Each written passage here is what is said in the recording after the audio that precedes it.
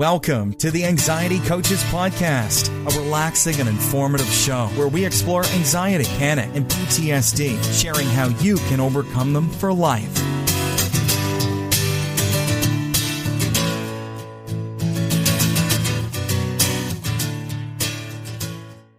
Aloha, welcome back to the Anxiety Coaches Podcast. I'm your host and coach, Gina Ryan, and I am so happy to have you with us again today. Today we will be talking about soothing morning anxiety. I know this is heavy on a lot of your hearts because of the email that we get about this issue, so stay tuned. But first I want to direct you over to our website, anxietycoachespodcast.com, where you can find information on anxiety. You can find information on how to locate the other podcasts that you might have missed. There's a search bar on the episode page that you can put your word in, what you're looking for, and it'll bring up the podcasts that might pertain to that subject. Other things that you can find out are how to get in touch with us. On the one-on-one coaching page, there is a contact form you can fill out asking us a question, requesting more information from us, or just letting us know what you think about the show. Go on over and check it out, anxietycoachespodcast.com. You can find out how to get into our group coaching on that site, and you can also find out about our one-on-one coaching there also. Let's get right to today's subject, soothing morning anxiety. Why do we have so much anxiety in the morning? This is a question that comes up all the time. Actually, people are quite surprised that they are not the only one suffering with this. So even though we've done a podcast about this in the past, I thought it was important to bring it up into the current podcast because it happens a lot and people feel quite frightened by it because they think it's unusual or they are the only person suffering with this. So let's talk about what it is. When we are in a state of overstimulation, which is what anxiety is, our stress hormones have us completely overstimulated. We run into a problem if we are stimulated at all beyond that, right? So we are what we call hypersensitive. And anything that might raise our cortisol or our adrenaline can make us feel over the top and actually in a state of anxiety panic. We could be having a panic attack at that point. And so that's the setup. We're already in that state, and the last thing we want is any more cortisol, adrenaline, any stress hormones being raised at all. And what happens in the morning? You got it. Our cortisol is at its highest.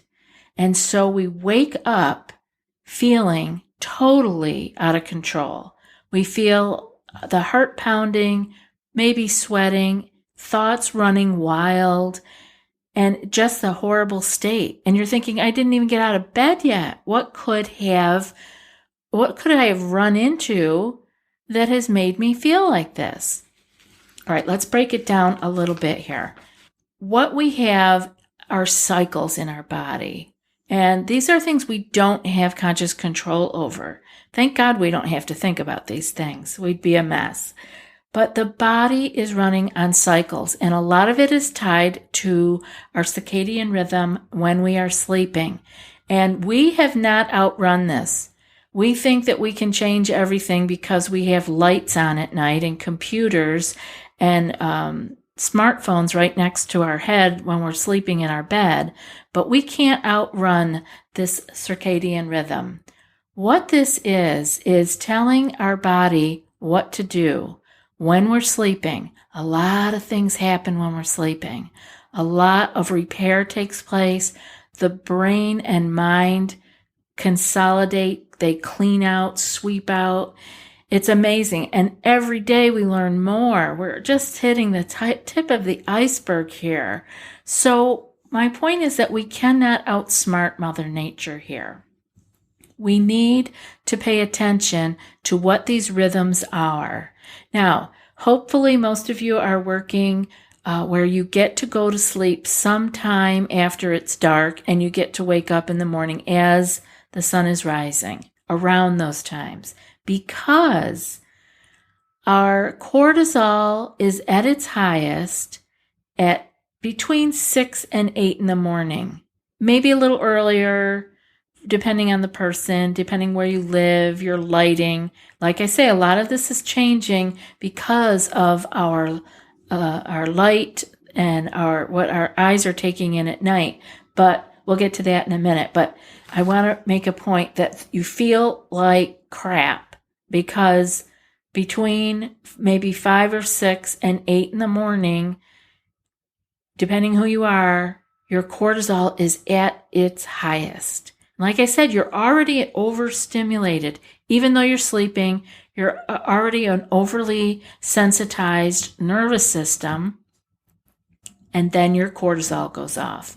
And if you don't know what that is, and you wake up at 5 in the morning with a pounding heart and sweaty palms, you might think you're having a heart attack.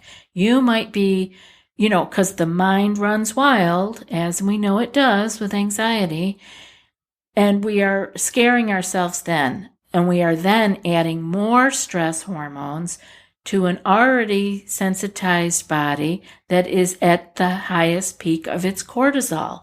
Yeah, that's why morning can feel so bad. It's just not a good setup. So the biggest thing, of course, is to get rid of the oversensitized state, which is what we're all working on, but that doesn't happen overnight.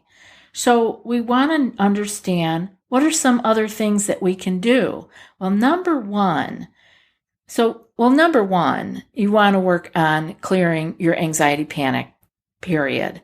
You just want to be taking one footstep in front of the other, working on this day by day, learning to stimulate the relaxation response and eliminating the time that you spend in the stress response, the fight or flight response. That's number one. But there are some other things that we can do that are a little bit less time consuming, because we know it takes a little bit of time to walk out of the anxiety panic state. So we want to work on the knowingness that this feeling is not dangerous. It feels like it. You can't imagine. It's like waking up to an alarm, a really loud fire alarm, right? Then you would be panicked and running. But this is just your system oversensitized, getting its morning dose of cortisol. And why do we have that cortisol in the morning? It's our body's way of waking us up. It's time to wake up, and it is all tied to the sun as much as we don't want it to be, and we want to sleep in. Our cycles are tied to the sun. And so we are at our highest cortisol in the morning, and it's important to remember, don't be confused about the feeling that it gives you, because it's not dangerous.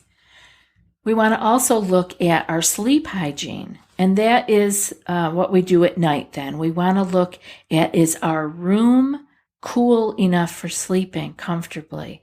Because the better sleep you get, the less stress you have, okay? So you want to be able to go into real deep relaxation and sleep. Make sure the room is cool. Make sure that you have a dark room, especially on those full moon nights. This can happen. It can wake you up. You don't think it will, but it will. Believe me. If you have trouble with that and you find the moon is waking you up, or street lights, get some darkening curtains, or, do something makeshift if you have to until you can get room darkening shades or curtains. But get your room dark enough to sleep in. The other piece of sleep hygiene is to make sure that you're not hanging out with blue lights at night, meaning that you're not on your computer or your cell phone, right up until bedtime. If you can keep that stuff off an hour or two before bed, that is absolutely wonderful. There are reading lights. There are lights that you can have in your home that don't give off blue light. The computer is the worst offender. You can put f.lux app on your computer. That's f.lux. Look that up. That changes the lighting from blue to much more orange, and that will help you to not have so much of the blue light coming into your eyes as you're supposed to be winding down for the night, because the blue light is extremely stimulating, and we don't want to be waking up at 9:30, 10 o'clock at night. We want to be unwinding. The other thing you can do is to wear yellow shooter's glasses. That can help. But just being aware of where you might be taking in stimulating light at night and eliminating some of it. It's important. If you have anxiety, this is well worth taking care of so that you can sleep well, so that you can be less stressed in the morning when you wake up, when that cortisol kicks in at sometime between 5:30, 6, and 8 o'clock. Another big piece that we want to pay attention to is making sure that we are getting not only enough sleep, but that we're getting enough sleep at the right time.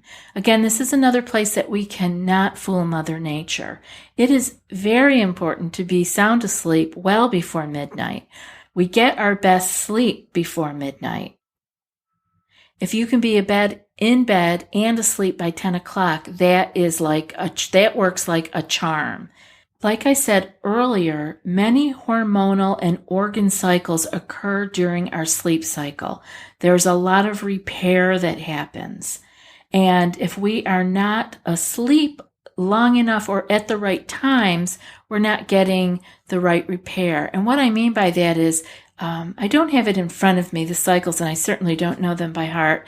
Like the liver repairs at a certain time in a cycle, and then the kidneys, the lungs. It really, Mother Nature knows what she is doing, and we need to be asleep for these things to happen. So get to sleep before 10 p.m. There's, in Ayurveda, they say that every hour of sleep before midnight is worth 2 hours after midnight. So if you go to sleep at 10 to midnight is 2 hours, but they're saying that's worth 4 hours of sleep. Not that you want to be cutting your sleep any shorter, but they're talking about the quality and the depth of the sleep. So try it. See if you can't switch your schedule around. If you are waking up and feeling terribly anxious and distressed in the morning, it would be well worth your effort to be sound asleep by 10 p.m. Another point that is well worth taking note of is resting, relaxing, meditating, all in the evening. And I'd say maybe from like 4 or 5 o'clock on. I know. Everybody is working and traveling home from work and taking care of families, cooking meals. I know. But if you can find 10 minutes in there to do one of these unwinding ideas, it will be well worth your effort. So what do I mean? It's R&R time. It's rest and relaxation time, or meditation, or a short nap. Whatever can work for you. This is the time that we want to start unwinding from the day. When we were up and revving and raring all day, we want to unwind. Anytime, let's say after 5 o'clock, try to put a 10-minute meditation in. Try to take a 10-minute nap if you're a napper and you can do it. Or just simply rest. Gone are the days when we sat with the newspaper or a magazine or a book, but we could, even now, just make a point of it. Find something that's not a computer or your phone so you don't have extra light, and just have your feet up and read something, or gently close your eyes. You don't have to actually go into napping or sleeping, but just relax. Start that. See if that can't get you to start unwinding. We don't want to throw ourselves into bed at full bore. So let's review those things that we can do. It's important to remember these and give as many a try that you can, because it makes a difference. If you find yourself like really digging your heels in and saying, I can't do that, that's your anxiety talking. Let's pay some attention to that. That's anxiety saying, I can't, this is never going to change. I can't do any of these things. we can shift little places, and you can do that by asking some questions. So ask yourself, with the daily rest and relaxation, where can I find 5 or 10 minutes to just let my muscles relax? Or as Claire Weeks would say, throw yourself in a chair like a wet noodle. Really let your muscles go. And you don't have to spend all evening there. 5 or 10 minutes is a great start. So daily rest and relaxation in the evening. Number 2, watch your sleep hygiene. Remember to eliminate as many blue lights as you can. If you're on your computer a lot at night, put the f.lux on your computer or whatever system will work with your system. You can look that up. You can Google that, f.lux. You can wear yellow glasses. You can just turn your computer off an hour before bed. That will really help. And see if this can't make a difference for you. And number 3, a good one that I didn't mention yet. Glad I made my own notes here. Avoid the sugar and caffeine first thing in the morning. That one is going to ramp you up on top of your already sensitized nervous system, morning cortisol. And if you add a sugar crash in another 2 hours on that, or caffeine that can last for hours and hours, on top of that, you will be releasing even more stress hormones and really feeling bad. And you are wondering, wow, maybe some of these things are causing me to feel lousy day after day. Pay attention. See if you can eliminate some of these things. And finally, number 4, when you wake up feeling over the top because the cortisol is rushing through your already sensitized nervous system, get up and move around. This is the time to get up and get out of bed. That's what the cortisol is trying to get you to do anyway. If you just lay there, you're going to feel like you're suffering. Get up and stretch. This is a good time if you feel really amped up to go for a walk. Do some of your cardio workout that you might do. That would be the perfect time to do it. And even getting going in the shower and preparing for the day, making lunches or getting kids up, you're moving around, that is going to help burn off some of that cortisol that is already stressing you out. I hope that you'll be able to try some of these tips because it makes a difference. Each one of these in and of itself builds on the next one. If we can eliminate a little here and add a little more relaxation there, make sure my room is dark at night. Don't make a big project out of it. Just try a few things that come naturally and see how it feels. But each one will help and build on the others. And I think you're going to find yourself feeling less stressed in the morning. And if you do feel amped up, you know why now. So there's no reason to add the feeling and the thoughts of danger to it and add more fuel to that fire. I have a quote for today, but before I read that, I want to remind you guys that we have one-on-one coaching and we have group coaching, and people are amazed at how much this can help them straighten out what is specifically happening to them. The podcasts are helpful. The Facebook group is helpful. But when you have very specific things that you are struggling with, having some personal help can really make a difference. If you want more information on that, go to the website, anxietycoachespodcast.com, and check us out. We'd be glad to help you. And now for today's quote.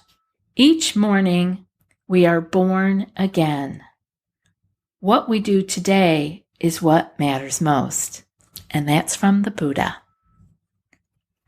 You know, I'll be back in another couple days with another podcast. So until then, be well and aloha. Thanks so much for joining us for today's episode of the Anxiety Coaches Podcast. Find more information at theanxietycoachespodcast.com.